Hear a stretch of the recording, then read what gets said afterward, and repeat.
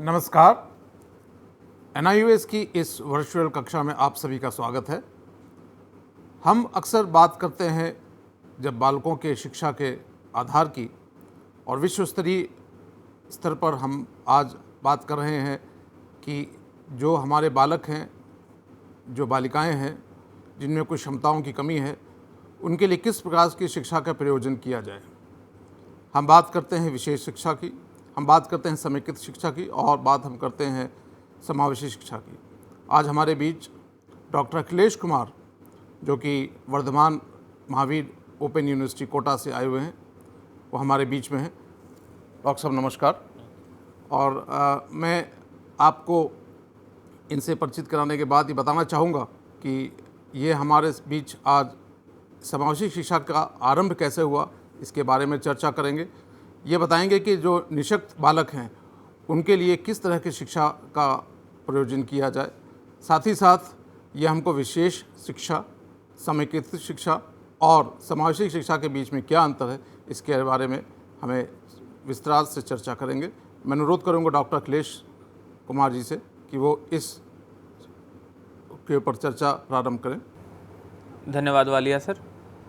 जैसा कि आपने बताया कि आज हम चर्चा करेंगे समावेशी शिक्षा पर।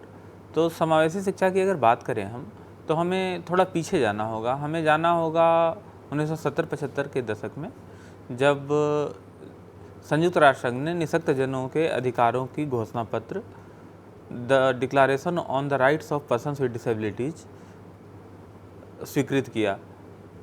इस निःशक्त जनों के अधिकारों के घोषणा पत्र को संयुक्त राष्ट्र संघ ने 9 दिसंबर 1975 को स्वीकृत किया था।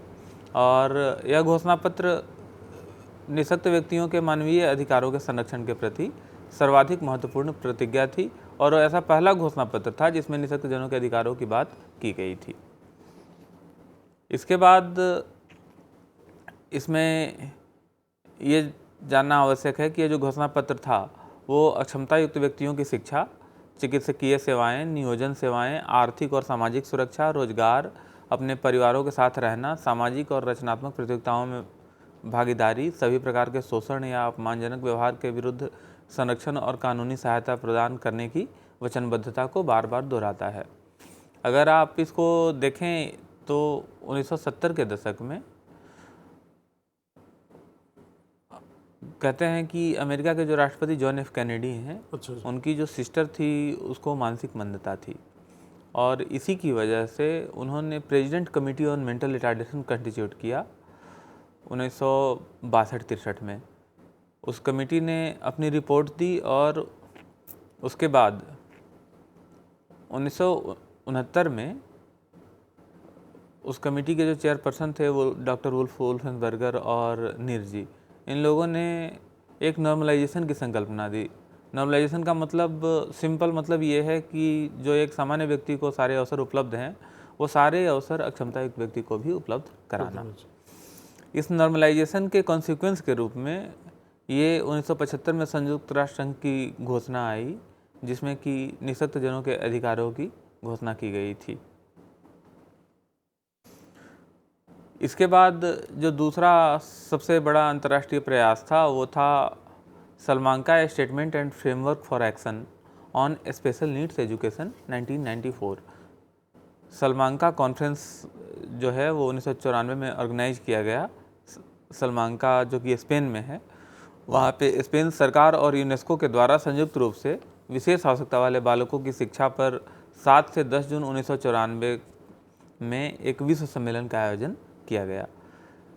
इस सलमांका कथन और कार्यवाही की रूपरेखा जो ये बनाई गई, इसमें 92 देशों के प्रतिनिधि और 25 अंतर्राष्ट्रीय संगठनों ने भाग लिया था। इस सम्मेलन में समावेशी शिक्षा के प्रति प्रतिबद्धता को दोहराया गया और कुछ महत्वपूर्ण निर्णय लिए गए, जैसे विद्यालय को सभी बच्चों को समायोजित करना चाहिए, चाहे वो शारीरिक, बौद्धिक, संवेगात्मक या किसी और प्रकार से पिछड़े हुए या अक्षमता युक्त हों। सलमांका कथन ने यह स्वीकार किया कि नियमित विद्यालय जो है वो समावेशी शिक्षा के प्रभावशाली साधन है एवं किफ़ायती भी हैं। समावेशी शिक्षा की प्रगति में एक चीज़ जो मायने रखती है वो ये है कि विशेष शिक्षा जो है अपेक्षाकृत कॉस्टली है, महंगी है, और उस सुलभ भी नहीं है हर जगह। तो ऐसे में सलमान का कथन ने भी इस चीज़ को स्वीकार किया कि नियमित विद्यालय जो है वो समावेशी शिक्षा के प्रभावशाली साधन हो सकते हैं और किफ़ायती भी हैं। साथ ही सलमान का कथन में यह प्रस्ताव भी रखा गया कि शिक्षण सेवाओं में सुधार हेतु सर्वोच्च नीति निर्माण और बजटीय प्राथमिकता दिया जाना चाहिए ताकि सभी बच्चों को समाज की मुख्य धारा में सम्मिलित किया जा सके। साथ ही इसने ये भी स्वीकार किया कि समावेशी शिक्षा के सिद्धांत को कानून या नीति के एक विषय के रूप में अपनाया जाए और सभी बच्चों का नामांकन बिना किसी भेदभाव के सामान्य विद्यालय में किया जाए। अब अगर ध्यान दें तो 1990 में जो जमेटिन कॉन्फ्रेंस हुआ था एजुकेशन फॉर ऑल, उसके बाद ये एक बहुत बड़ा मूवमेंट था 1994 में, जो कि सिर्फ और सिर्फ विशेष बालकों के, विशेष आवश्यकता वाले बालकों की शिक्षा की ओर उन्मुख था और उससे संबंधित नीति निर्माण से जुड़ा हुआ था। हाँ डॉक्टर अखिलेश, अभी आपने बहुत स्पष्ट शब्दों में ये बात की कि अंतर्राष्ट्रीय स्तर पर किस तरह से जो वहाँ के अमेरिका के राष्ट्रपति रहे कनेडी और उनका पारिवारिक जो एक रहा, उसके हिसाब से उन्होंने किस तरह से क्या कदम उठाए। और उसके बाद आपने ये भी चर्चा की कि 1990 में जो एक कॉन्फ्रेंस हुई जहाँ पर कोई 92 के करीब देशों के प्रतिनिधियों ने भाग लिया और उसके बाद से इस तरह की शिक्षा पर बहुत ज़्यादा बल दिया जाने लगा। और आपने ये भी बताया कि जो 1990 में 1990 में जो जमेटिन की कॉन्फ्रेंस हुई थी वहाँ पर भी ये सब चीज़ों पर भी चर्चा हुई। डॉक्टर अखिलेश, हम ये जानना चाहेंगे कि हमारे देश में, भारतवर्ष में, ये जो विशेष शिक्षा की हम बात करते हैं या समावेशी शिक्षा की बात करते हैं, उसकी सोच का थोड़ा इतिहास हम जानना चाहेंगे आपसे कि कब से प्रारंभ हुआ हमारे भारतवर्ष में और क्या क्या कदम उठाए गए, जो कि 1994 की कॉन्फ्रेंस के बाद से या उसके पहले से क्या कदम उठाए गए। जी, आज जैसा कि आपने कहा कि भारत में समावेशी शिक्षा के बारे में चर्चा करें तो भारत में अगर समावेशी शिक्षा का आप इतिहास देखें तो भारत का समाज जो है वो सदियों से एक समावेशी समाज रहा है। यहाँ पे अक्षमता युक्त बच्चों को बड़े बड़े संस्थानों में रखने का प्रावधान नहीं था जैसा कि पाश्चात्य देशों में था। इस वजह से भारत में लगभग जो है वो अक्षमता युक्त बालक, निःशक्तता युक्त बालक या विशेष आवश्यकता वाले बालक हमारे समाज के ही एक अंग हुआ करते थे। हालांकि उनके लिए अलग से शिक्षा का या उनको पढ़ाए जाने पर बहुत ज़्यादा फोकस नहीं था। अगर हम भारत में स्वतंत्र भारत की बात करें तो सबसे पहला जो कानून आया वो पर्सन्स विद डिसेबिलिटीज़ एक्ट 1995 आया, जिसमें कि समावेशी शिक्षा की बात कही गई। परंतु इससे पहले भी 1974 से कोठारी कमीशन के रिपोर्ट के बाद IEDC scheme, integrated education for disabled children, ये चल रहा था, लेकिन ऐसा कोई लीगल बाइंडिंग नहीं था कि निःशक्त बालकों की या विशेष आवश्यकता वाले बालकों को शिक्षा दी ही जाए। लेकिन जब से 1995 में PWD एक्ट आया तब से इनके लिए समावेशी शिक्षा का प्रावधान किया गया और उसके बाद सर्व शिक्षा अभियान के अंतर्गत, DPEP प्रोग्राम के अंतर्गत, ICPS प्रोग्राम के अंतर्गत ये सारे प्रोग्राम चलाए जा रहे हैं जिसमें कि विशेष बालकों के समावेशीकरण पर जोर दिया जा रहा है। इसमें एक बात और कहना चाहूँगा कि जिस अंतर्राष्ट्रीय कानून ने सबसे ज़्यादा प्रभावित किया है, भारत में भी निःशक्तता के पुनर्वास के लिए बहुत सारे सेवाओं का आरंभ हुआ है। जैसे आप आजकल देख रहे हैं लो फ्लोर वाली बसें चल रही हैं हर जगह। जी। दिल्ली में तो पूरी वो लो फ्लोर की बसें चल रही हैं जो डिसेबल्ड फ्रेंडली हैं। आराम से एक अक्षमता युक्त व्यक्ति उसमें जा सकता है, उसमें से बाहर आ सकता है, उसको लिए सुगम्य है वो। तो इसके पीछे जो कारण है वो है UNCRPD, United Nations convention on rights of persons with disability.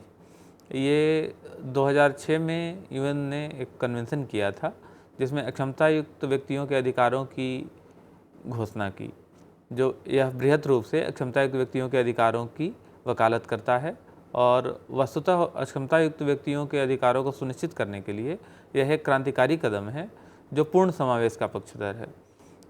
It supports full inclusion. UNCRPD जो है वो 13 दिसंबर 2006 को संयुक्त राष्ट्र के द्वारा अंगीकृत किया गया था और भारत ने इस संधि पत्र पर 30 मार्च 2007 को हस्ताक्षर किए। डॉक्टर अखिलेश, अभी आपने हमारे साथ इस बात की चर्चा की कि हमारे देश भारतवर्ष में किस तरह के कदम उठाए गए और 1994 की कॉन्फ्रेंस के बाद आपने बताया, उसके बाद 2007 में भी हमने जो एक संधि पत्र पर हस्ताक्षर किए हैं। एक प्रश्न ये आता है कि हम जब बात करते हैं निःशक्त बालकों की, उनके लिए सुविधाओं की बात करते हैं, हम देखते हैं कि हमारे देश में और पूरे विश्व में बहुत कदम उठाए गए हैं कक्षा में, और उसके आने जाने की सुविधाओं में आपने बात की। अब हम ये जानना चाहेंगे कि जो कक्षा में जो शिक्षा हम देते हैं, एक शिक्षक शिक्षा देता है, उसमें कुछ बालक निःशक्त बालक भी होते हैं, तो उसके लिए कौन कौन सी हमारे पास सुविधाएं उपलब्ध हैं, किस तरह की शिक्षा की हम बात करते हैं, और जब हम कोई पाठ्यक्रम की संरचना करते हैं तो क्या उसमें भी इस तरह के निःशक्त बालकों की सुविधा के लिए, उनकी शिक्षा के लिए कुछ विशेष प्रबंध किए जाते हैं? तो हम जानना चाहेंगे कि निःशक्त बालकों के लिए किस तरह के विकल्प उपलब्ध हैं शिक्षा के क्षेत्र में? शैक्षिक विकल्प। उसके डॉक्टर अखिलेश आप बात करें। जी जी, आपका प्रश्न जो है कि कौन कौन से शैक्षिक विकल्प निःशक्तता युक्त बालकों के लिए हमें उपलब्ध हैं। अगर इस पर चर्चा करें सर, तो अगर आप पहले का जो मॉडल है वो विशेष शिक्षा का मॉडल है। विशेष शिक्षा का मतलब है कि टोटली एक अलग सेटिंग में, एक अलग करिकुलम, एक विशेष रूप से प्रशिक्षित शिक्षक द्वारा उन बच्चों को शिक्षण दिया जाता है, उन बच्चों को शिक्षित किया जाता है। ये टोटली सामान्य विद्यालय से अलग, सामान्य शिक्षा से अलग, उनका विशेष सारा कुछ विशेष होता है, चाहे वो करिकुलम हो, चाहे वो उनका टीचर हो, चाहे वो उनका इन्वायरमेंट हो, चाहे वो उनका सेटिंग हो, ये सब कुछ अलग होता है। अब ऐसे में सवाल ये उठता है कि अगर उनको विशेष विद्यालय में आप भेज रहे हैं तो समाज के वो मेंबर हैं, एक प्रोडक्टिव मेंबर हैं, समाज के ही सदस्य हैं अक्षमता युक्त बालक भी। तो ऐसे में जब उनको आप विशेष विद्यालय में भेजेंगे तो कैसे समाज के लोगों से घुल मिल पाएंगे और कैसे जो है इस समाज में फिर एडजस्ट हो पाएंगे, ये बहुत बड़ा सवाल था। वस्तुतः विशेष आवश्यकता वाले बालकों को सामान्य से अलग विशेष वातावरण में विशेष रूप से प्रशिक्षित शिक्षकों द्वारा विशेष सामग्रियों का प्रयोग करके पढ़ाना विशेष शिक्षा है।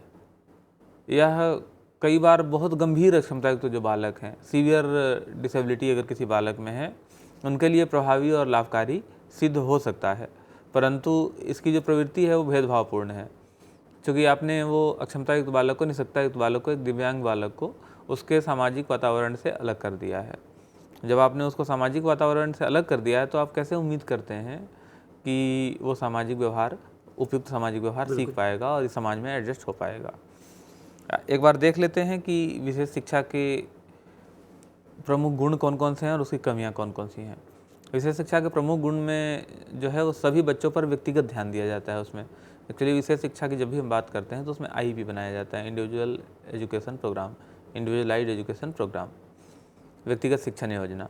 तो उसमें एक बच्चे के लिए वो किस स्तर पे है और उस स्तर के आधार पर वो आगे क्या कर सकता है, ये देखा जाता है और उसके आधार पे उसको व्यक्तिगत प्रशिक्षण दिया जाता है। दूसरा है कि यह आधारभूत जीवन यापन कौशल सिखाने में मददगार है ताकि बालक स्वावलंबी हो सके। कई बार निःशक्तता युक्त या दिव्यांग बच्चों में ऐसी दिव्यांगता पाई जाती है कि वो अपना दैनिक कौशल भी बिना किसी सहायता के नहीं कर सकते हैं, जैसे नहाना, धोना, कपड़े पहनना, तैयार होना, इस प्रकार के कार्य भी वो बिना किसी सहायता के कई बार नहीं कर पाते हैं। तो ऐसे में विशेष शिक्षा का जो है विकल्प ये प्रभावी है। इसके अलावा यह बालकों को जो है एक सुरक्षित और एक सुरक्षित अधिगम कार्यक्रम का आधार देता है। सुरक्षित और सुरक्षित इसलिए कि ये व्यक्तिगत शिक्षण योजना को सपोर्ट करता है, व्यक्तिगत शिक्षण योजना पर आधारित है। और जाहिर है कि जब किसी बच्चे को बिल्कुल इंडिविजुअल अटेंशन मिलेगा तो उसकी प्रगति ज़्यादा दर्ज की जा सकती है। लेकिन विशेष शिक्षा की जो कमी थी, सबसे बड़ी कमी तो यही थी कि यह सेग्रीगेटेड मॉडल था, सोसाइटी से अलग करके बच्चे को देखता है। ऐसे में बच्चे में सामाजिक व्यवहार विकसित होने की संभावना जो है बड़ी कम हो जाती है। दूसरा ये था कि विशेष शिक्षा का खर्च भी ज़्यादा था और सामान्यतः शहरी क्षेत्रों में या उसके आसपास में इसकी सुविधाएं उपलब्ध थी। जो जो इक्विपमेंट्स चाहिए, जो जो चीज़ें चाहिए विशेष शिक्षा के लिए, वो मुख्यतः शहरी क्षेत्रों के आसपास केंद्रित हैं। जबकि हमारी जनसंख्या का, भारत गाँवों का देश है और हमारी जनसंख्या का 80% गाँव में है। इस हिसाब से अगर देखें तो हमारे डिसेबल्ड पॉपुलेशन का, टोटल दिव्यांगजनों का 80% भी गांव में ही निवास करता है। उनके लिए सुविधाएं उपलब्ध नहीं थी, जो कर रहे थे हम वो 20% के लिए कर रहे थे। ऐसे में विशेष शिक्षा का विकल्प जो है बहुत ज़्यादा प्रभावी नहीं पाया गया कि बहुत प्रभावी है। डॉक्टर अखिलेश, अभी आपने विशेष शिक्षा की बात की और उसमें जो भी कुछ हमारे सुविधाएं उपलब्ध हैं, जिस तरह का कक्षा में शैक्षिक उनका अनुभव होना चाहिए और उनके अधिगम की जो प्रक्रिया कैसी होनी चाहिए उसकी बात की आपने, और आपने कहा इसमें कुछ गुण भी हैं, कुछ दोष भी हैं। इसके बाद एक और तरह का शिक्षा प्रणाली इन निःशक्त बालकों के लिए आयोजित की जाने लगी, उस पर विश्व स्तर पर चर्चा हुई, वो समेकित शिक्षा की हम बात करते हैं। डॉक्टर अखिलेश, हम चाहेंगे कि थोड़ी प्रकाश आप समेकित शिक्षा पर भी डालें और हमको जो शिक्षार्थी हैं उनको बताएं कि विशेष शिक्षा से किस तरह से ये अंतर था, और उसके बाद मैं चाहूँगा कि आप समावेशी शिक्षा की भी बात करें इसके बाद। जी, जैसा कि आपने बताया कि विशेष शिक्षा पहले प्रैक्टिस में थी, बाद में उसके सेग्रीगेटेड नेचर के कारण, जो कि बच्चों को समाज से अलग करती है, इसके कारण इस पे विचार किया गया कि ठीक है भाई, वो दिव्यांग बच्चे जो है वो पढ़ेंगे, लेकिन उनको सामाजिक कौशल भी आना चाहिए। तो इस संदर्भ में फिर बात की गई कि समेकित शिक्षा उनको उपलब्ध कराई जाए। समेकित शिक्षा का तात्पर्य ये था कि जो निःशक्तता युक्त बालक हैं उनको कुछ समय के लिए सामान्य बालकों के साथ अंतःक्रिया का मौका दे देना, जैसे लंच के टाइम में, खेल के समय, विभिन्न सामाजिक अवसरों पर, परंतु एक ही कैंपस में होते हुए भी उनकी कक्षाएं अलग अलग लगाई जाती हैं। वो अपना विशेष शिक्षा ग्रहण करते हैं, ये अपने सामान्य कक्षाओं में जाते हैं, हालांकि दोनों एक ही कैंपस में हों उपलब्ध तब भी। ये एक संप्रत्यय है एकीकृत या समेकित शिक्षा का। वस्तुतः समेकित शिक्षा एक बहुत स्पष्ट रूप से परिभाषित पद नहीं है कि समेकित शिक्षा कैसे दी जाए। तो यूजुअली जो समेकित शिक्षा हम समझते हैं वो ये है कि कुछ समय के लिए, पार्ट टाइम के लिए उनको एक साथ रखना, और बाकी फिर उनकी अपनी अपनी शिक्षा, उनके अपने अपने पाठ्यक्रम, उनके अपने अपने शिक्षक। समेकित शिक्षा का तात्पर्य सामान्य अर्थों में अगर समझें हम तो ये है कि बच्चा सामान्य स्कूल में जा रहा है, दैट्स समेकित शिक्षा। लेकिन अगर समावेशी शिक्षा की बात करें हम तो समावेशी शिक्षा ये सुनिश्चित करता है कि बच्चा न सिर्फ सामान्य विद्यालय में जा कर के सामान्य बच्चों के साथ शिक्षा ग्रहण कर रहा है, बल्कि उसके साथ साथ बच्चे की हर सामाजिक कार्य में, हर विद्यालय के कार्य में संपूर्ण भागीदारी हो रही है। मतलब आप ये कहना चाह रहे हैं कि जो पाठ्यक्रम है वो निःशक्त बालकों का और सामान्य बालकों का एक जैसा ही, पाठ्यक्रम से लेकर के पाठ्यक्रम सुविधाएं हैं, जो किस तरह से कक्षा में जिस तरह उनका बैठने का ढंग है, और बिल्कुल उनको इंक्लूसिव एजुकेशन हम जब बात करते हैं, समावेशी शिक्षा की बात करते हैं। डॉक्टर अखिलेश, आपका बहुत अनुभव रहा है, आपने जैसा बताया आपने बहुत शोध भी किया है, समावेशी शिक्षा हो, विशेष शिक्षा हो, तो आपके अनुभव जो रहे हैं इसमें आप क्या एक आपका रहता है, अपना एक विचार क्या है कि इन तीनों तरह की शिक्षा जो है, विशेष शिक्षा और समेकित शिक्षा और समावेशी शिक्षा, आज के परिवेश में आप क्या समझते हैं? हमारे भारतवर्ष में चूँकि एक ऐसा देश है जिसमें विभिन्नताएं बहुत हैं, कि किस तरह की शिक्षा जो होगी वो ज़्यादा सफल हो सकती है, और किस तरह के हमारे उसके लिए सुविधाओं को और पाठ्यक्रम में क्या हमें बदलाव लाना पड़ेगा? जी जी, सबसे पहले सर एक बार हम अगर इस पे नज़र डालें कि समावेशी शिक्षा का एक संप्रत्यय क्या है और समावेशी शिक्षा कहते किसको हैं, तो हमें मदद मिलेगी कि हम इस पे चर्चा कर सकें कि आखिर कौन सी शिक्षा का मॉडल जो है वो प्रभावी है। समावेशी शिक्षा के साथ भी समस्या वही है जो समेकित शिक्षा के साथ थी। समावेशी शिक्षा की कोई स्पष्ट परिभाषा हमारे पास किसी के पास भी उपलब्ध नहीं है, और हर देश में समावेशी शिक्षा की परिभाषा में अंतर पाया जाता है, अंतर है। ऐसे में एक कॉम्प्रिहेंसिव परिभाषा के रूप में हम देख सकते हैं कि शिक्षा के क्षेत्र में समावेश का तात्पर्य है विद्यालय के पुनर्निर्माण की वह प्रक्रिया जिसके लक्ष्य सभी बच्चों को शैक्षणिक और सामाजिक अवसरों की उपलब्धता है। इस प्रक्रिया में पाठ्यक्रम, परीक्षण, छात्र की उपलब्धियों का रिकॉर्ड, विभिन्न योग्यताओं के आधार पर छात्रों के समूहन, शिक्षण, तकनीक, कक्षा के अंदर के कार्यकलाप आदि के साथ ही खेल और मनोरंजनात्मक क्रियाएं भी समाहित हैं। ये एक परिभाषा हो सकती है कि समावेशी शिक्षा क्या है। ध्यान दें यहाँ पे कि ये विद्यालय के पुनर्निर्माण की प्रक्रिया है, विद्यार्थी के पुनर्निर्माण की प्रक्रिया नहीं है। अगर यूनेस्को की बात करें तो यूनेस्को के अनुसार समावेशी शिक्षा का तात्पर्य उस शिक्षा से है जो है विश्वास करती है कि सभी बच्चे सीख सकते हैं और सभी बच्चों की अलग अलग प्रकार की विशेष आवश्यकता होती है। दूसरा, जिसका लक्ष्य सीखने की कठिनाइयों की पहचान करना और उनका सीखने पर प्रभाव न्यूनतम करना है। समावेशी शिक्षा का जो मुख्य लक्ष्य है वो है कि सीखने की जो कठिनाई है उनको कैसे कम किया जाए और उनका सीखने पर प्रभाव कैसे न्यूनतम किया जाए। इसके अलावा समावेशी शिक्षा जो है औपचारिक शिक्षा से बृहत अर्थ रखता है और घर, समुदाय एवं घर से बाहर शिक्षा के अन्य अवसरों पर भी बल देता है कि न केवल घर में बल्कि घर से बाहर और माता पिता के साथ रहते हुए भी हम बहुत सारी चीज़ें सीखते हैं। अभिवृत्तियों, व्यवहारों, शिक्षण विधि, पाठ्यक्रम एवं वातावरण को परिवर्तित करने की वकालत करता है समावेशी शिक्षा, ताकि सभी बालकों की विशेष आवश्यकताएँ पूर्ण हो सकें। और साथ ही साथ यूनेस्को जो है समावेशी शिक्षा को एक गतिशील प्रक्रिया के रूप में मानता है और समावेशी समाज को प्रोन्नत करने के लिए प्रयुक्त विभिन्न तरीकों का एक भाग मानता है। अब आपके प्रश्न पर आते हैं। आपने अभी प्रश्न बड़ा अच्छा किया था कि तीनों में अंतर क्या है, विशेष शिक्षा में, समेकित शिक्षा में और समावेशी शिक्षा में। तो सबसे पहला तो मैं बताना चाहूँगा कि विशेष शिक्षा का जो लक्ष्य है वो है निःशक्तता युक्त बच्चों को, दिव्यांग बच्चों को विशेष सेवाएं प्रदान करना, जबकि समेकित शिक्षा का लक्ष्य है अक्षमता युक्त बालकों की विशेष आवश्यकताओं पर जोर कि उनकी कौन कौन सी विशेष आवश्यकताएं हैं और उनको हम पूरा कर सकें। लेकिन जो समावेशी शिक्षा है वो मुख्यतः निःशक्तता युक्त बालकों के अधिकारों पर बल देता है कि शिक्षा उसका अधिकार है और वो उसको मिलना चाहिए। अगर दूसरा अंतर देखें तो विशेष शिक्षा अक्षमता युक्त बालकों को विभिन्न श्रेणियों में बांटता है, जैसे कि ये ब्लाइंड बच्चा है, ये हियरिंग इम्पेयर्ड बच्चा है, ये बौद्धिक अक्षमता युक्त बच्चा है, ये अधिगम अक्षमता युक्त बच्चा है, ऐसे ऐसे कई श्रेणियों में बांटता है।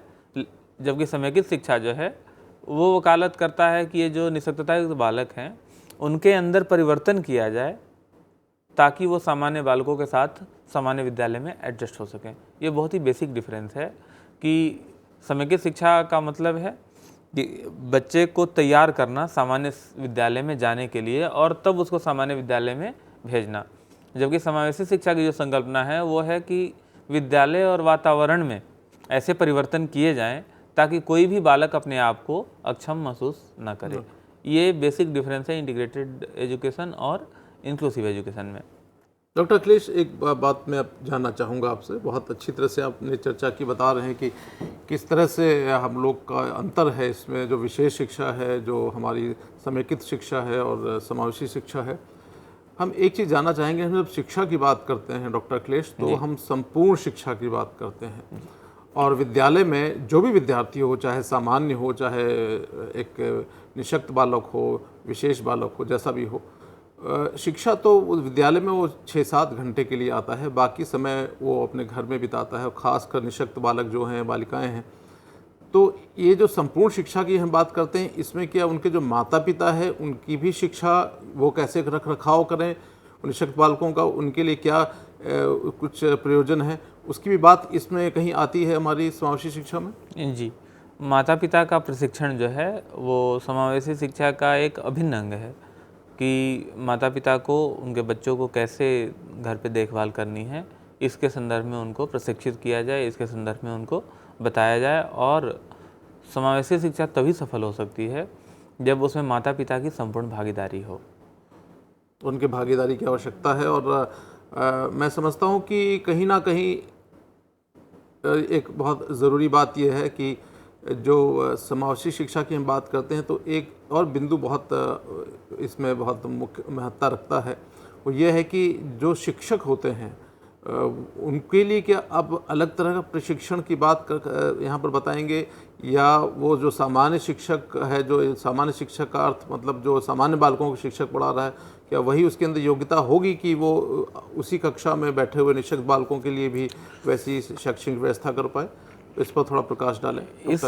इस संदर्भ में सर जो बात है वो ये है कि वर्तमान में हमारे पास विशेष विद्यालय भी हैं और समावेशी विद्यालय भी हैं।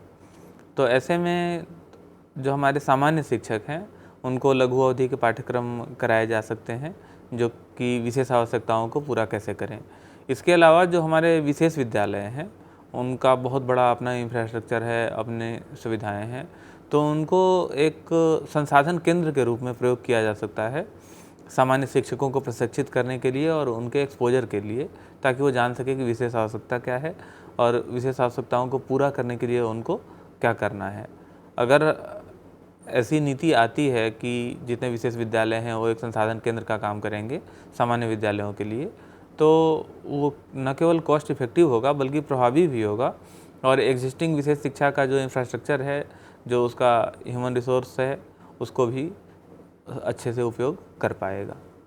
डॉक्टर अखिलेश, आज आपने हमारे साथ इस बात की चर्चा की कि समावेशी शिक्षा जो है उसके क्या लाभ हैं, और अब मैं जानना चाहूँगा कि जिस समावेशी शिक्षा की हम बात करते हैं, उसके प्रयोजन की बात करते हैं, तो किस तरह के उसमें चुनौतियों का सामना करना पड़ता है, और क्या उन चुनौतियों का सामना करने के लिए हम अध्यापक और हम जो प्रशासक हैं उनको किस तरह का प्रशिक्षण और कैसी तैयारी हो, पाठ्यक्रम में क्या बदलाव हो, ये भी बहुत हमारे लिए एक महत्वपूर्ण विषय है। मैं चाहूँगा कि उन चुनौतियों की बात करें, उन चैलेंजेस की बात करें, उन बाधाओं की बात करें जो समावेशी शिक्षा को लागू करने में हमको कहीं ना कहीं सामना करना पड़ता है उन बाधाओं का। जी जी, बाधाओं पर जाने से पहले सर हम थोड़ी सी चर्चा कर लेते हैं कि समावेशी शिक्षा के लाभ क्या क्या हैं। उसके बाद लाभ जानने के बाद ये जानना हमारे लिए ज़्यादा समीचीन होगा कि उसकी बाधाएं क्या क्या हैं और हम उनको दूर कैसे कर सकते हैं।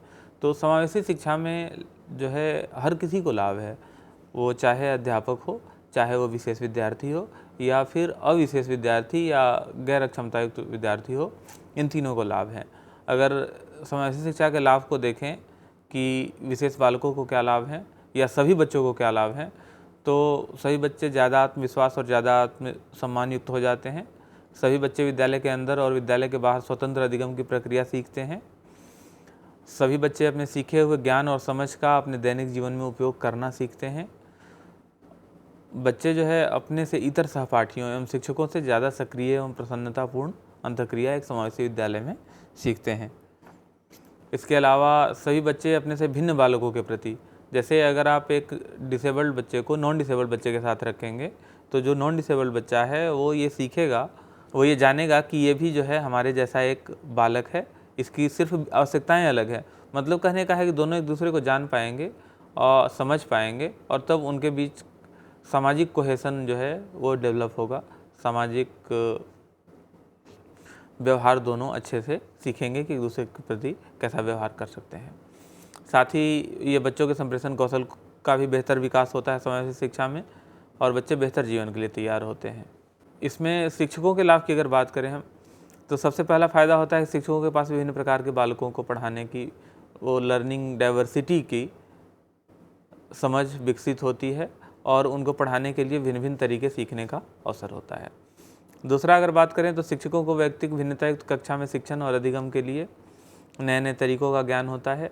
विभिन्न प्रकार की अधिगम संबंधी बाधाओं को कम करने का उपाय खोजते हुए शिक्षकों को व्यक्तियों, बालकों एवं अलग अलग परिस्थितियों के प्रति सकारात्मक अभिवृत्ति का विकास शिक्षकों में भी होता है। साथ ही शिक्षकों के पास अब जैसे कोई अगर मान लीजिए संप्रेषण अक्षमतायुक्त बालक है तो उसको इशारों से बताने का कोशिश करेगा शिक्षक एक समावेशी कक्षा में, तो ऐसे में शिक्षकों में संप्रेषण कौशल का भी विकास होता है और उसके विकास के अवसर होते हैं तथा विभिन्न सहकर्मियों, अभिभावक एवं समुदाय के विभिन्न व्यक्तियों आदि के साथ उनका जो संप्रेषण है वो बढ़ता है। एक विशेष बालक के लिए अगर वो अपने एडमिनिस्ट्रेटर से डिस्कस करते हैं, अपने हेडमास्टर से डिस्कस करते हैं उसकी आवश्यकता के लिए, तो उनका संप्रेषण जो है विकसित होता है। साथ ही नए तरीकों का शिक्षण के दौरान प्रयोग करते हुए वे अधिगम को ज़्यादा रुचिकर बना पाने में सक्षम होते हैं। ये कुछ लाभ जो है वो शिक्षकों को होने वाले लाभ हैं। अब जैसे कि बात की आपने, जैसा चर्चा किया कि इनके शिक्षा की बाधाएं क्या हैं, तो इनकी शिक्षा की जो बाधाएं हैं उनको 3 बड़े कैटेगरियों में हम बांट सकते हैं। सबसे पहला तो है कि नीति संबंधी हमारे पास बाधाएं हैं, दूसरा सामाजिक स्तर की बाधाएं हैं, तीसरा विद्यालय स्तर की बाधाएं हैं। हम सबसे पहले नीति संबंधी बाधाओं पर चर्चा करें, क्योंकि हमारी नीति जो है वो संपूर्ण शिक्षा को प्रभावित करती है, चाहे वो समावेशी शिक्षा हो या सामान्य शिक्षा हो। अगर उपयुक्त नीति नहीं होगी तो उसका विकास नहीं हो पाएगा, उसका विकास रुक जाएगा। नीति संबंधी बाधाओं में भेदभावपूर्ण शैक्षिक नीतियां हैं जो अक्षमता युक्त बालकों को अलग करती हैं और उन्हें विद्यालय जाने, व्यवहारिक शिक्षण, प्रशिक्षण आदि से रोकती हैं। उदाहरण के लिए अगर हम अपने शिक्षा के अधिकार कानून की बात करें तो हमारे शिक्षा के अधिकार कानून में सिर्फ कई जगह ये शब्द है डाला हुआ डिसएडवांटेज चिल्ड्रन, लेकिन उसमें ये स्पष्ट नहीं किया गया है कि समावेशी शिक्षा कैसी होनी चाहिए, उसके लिए न्यूनतम क्या आवश्यक होना चाहिए। ये डॉक्टर अखिलेश, अभी आपने जो शिक्षा नीति की बात की कि उसमें जो इस शब्द का प्रयोग किया गया उसमें कुछ थोड़ा सा आपको लगता है कि सुधार की आवश्यकता है।